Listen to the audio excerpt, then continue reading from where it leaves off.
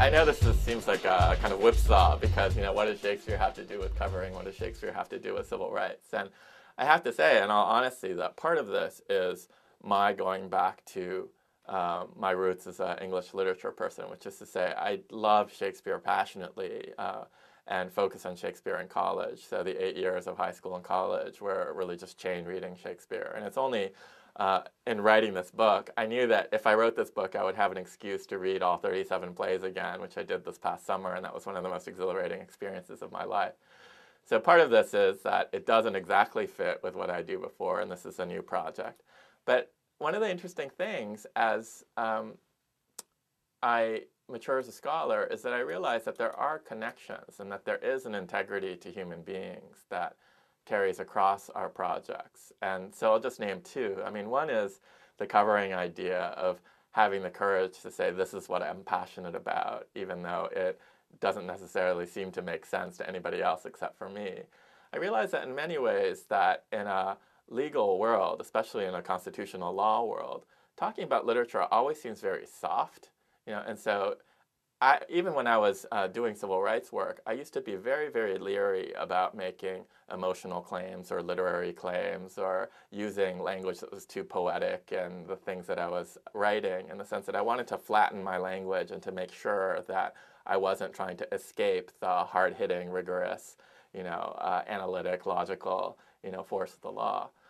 But after I finished the book, I thought, what's so funny now is that I don't think I feel like I'm so much more comfortable in my identity as a gay person than I am in my identity as an art person or as a literary person. And so I should really have the courage to say, I'm going to write a book that is primarily about literature and about legal themes in Shakespeare rather than anything else.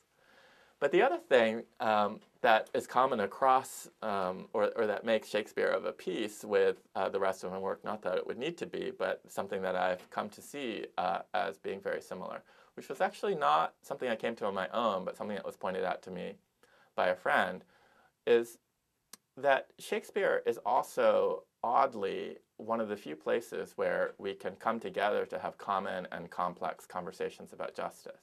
So what my friend said to me was, I see a common thread in between the covering book and the Shakespeare project, because in both contexts, what you're trying to do is to say, civil rights does not belong to lawyers. Civil rights belongs to all of us, right?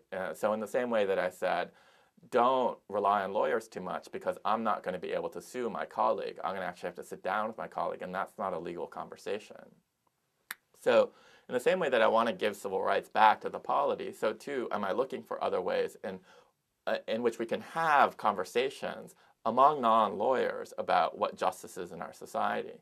And I think that the real challenge for me in doing that was trying to figure out how to do that. And so we could do it, through in a variety of ways, but I was really at pains or really struggling to find the text that would be both common enough and complex enough in order to sustain those discussions about justice.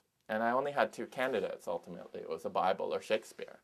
Because I think in our society, the only text that everybody reads, who is of an educated, who has a good education, but which also deals with something that's deep enough in order to sustain a conversation about justice, are those two texts. As Harold Bloom tells us, no other texts have the circumference of the Bible and Shakespeare. In a separation of church and state society, we're not going to use the Bible in order to inform what we believe justice to be or what we believe the law should be. And so I'm left with Shakespeare. And so what this book is really trying to do is it's trying to take the plays that most touch on legal topics, The Merchant of Venice, Measure for Measure, Titus Andronicus of all plays, I think is really a marvelous play about the origins of the law.